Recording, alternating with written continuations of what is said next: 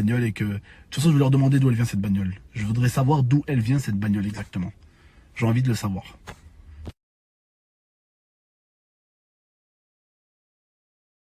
Salut la famille, juste pour vous dire, nouvelle vidéo qui vient de sortir. C'est que vous attendez toutes et tous. Je sais pas si ça se dit. Bref, allez voir la vidéo, swipe up, bon visionnage. Et bonne vidéo d'équipage. Merci. C'est ça le problème quand on est une personne publique.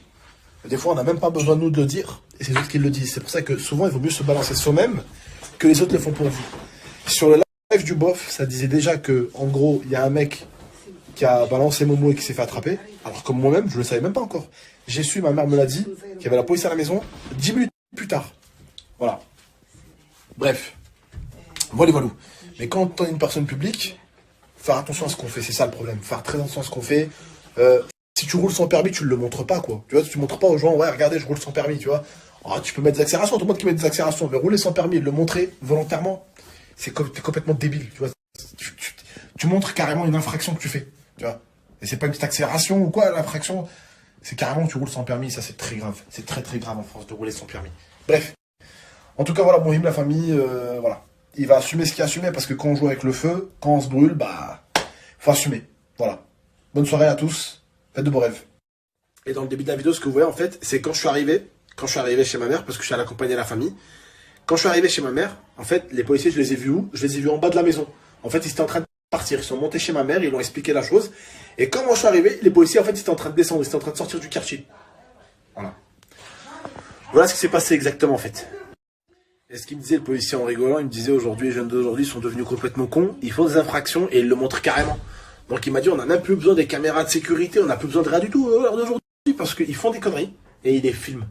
Donc il m'a dit on n'a même pas besoin de se prendre la tête, on récupère la story, on montre au juge ou à peu importe à qui, au magistrat. Il m'a dit merci, au revoir, c'est plié. Il m'a dit aujourd'hui ils filment leur délit. Ça y est, c'est fini. Vous vous rendez compte, on est dans une nouvelle ère. Avant les gens, vous vous rappelez, il y a une époque, ils avaient peur de commettre des délits ou quand ils les commettaient, ils essayaient de faire attention. Aujourd'hui, ils les filment. Ah, regardez, je suis à 259 km/h sans permis. Ok, bravo. Ouais, je suis en train de discuter avec des gens qui me disent, tu penses vraiment que ton frère aurait pu être dans le podium YouTube? Je pense que oui.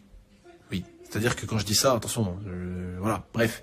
Mon frère, s'il faisait pas le con, s'il faisait pas les conneries qu'il faisait aujourd'hui, bah, il mériterait, en tout cas, avec le niveau qu'il a, vraiment de faire rire les gens, de leur faire oublier leurs ennuis, de les faire dahak des fois sans le vouloir.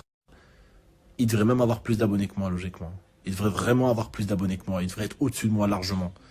Et il devrait être au-dessus de beaucoup de youtubeurs aujourd'hui. Parce qu'il a ce pouvoir de faire rire les gens, ces trucs cons qu'il dit, qui font rire les gens.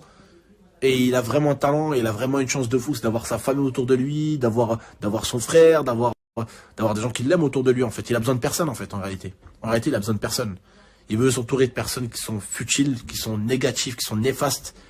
Voilà. Mais en réalité, il n'a pas besoin d'eux. Et ça pourrait être vraiment, mon frère, ça aurait pu, et ça pourrait encore être quelqu'un de vraiment très haut sur YouTube et quelqu'un de bien. Et voilà la famille, moi je vous dis une vérité, on vous voit avec Momo, même mon petit frère vous voit comme la famille. Wallah el adim. Il vous voit pas comme des abonnés ou je sais pas quoi, il vous voit comme la famille. On a grandi sur YouTube, ça va faire 9 ans qu'on est là. Ça fait 9 ans qu'on partage un peu notre vie, notre quotidien, notre petit train. Forcément, on peut pas partager que les bonnes choses. On partage aussi les galères. Vous voyez ce que je veux dire ou pas? Mais ça fait 9 ans que vous nous suivez avec les épisodes de John Momo. Avant, on sortait 4 vidéos par jour et on faisait 10 heures de live. Vous nous connaissez très très bien. Vous avez évolué avec nous. Vous avez vu nos pleurs, vous avez vu notre réussite. Vous avez vu qu'on n'avait pas 1 euro dans les poches. Vous avez vu quand, alhamdoulilah, ça allait mieux pour nous. Vous nous avez suivis de A à Z. Vous m'avez même suivi avec des cheveux, sans cheveux et avec des cheveux. Vous voyez, il y a plusieurs étapes. Wesh. Bref.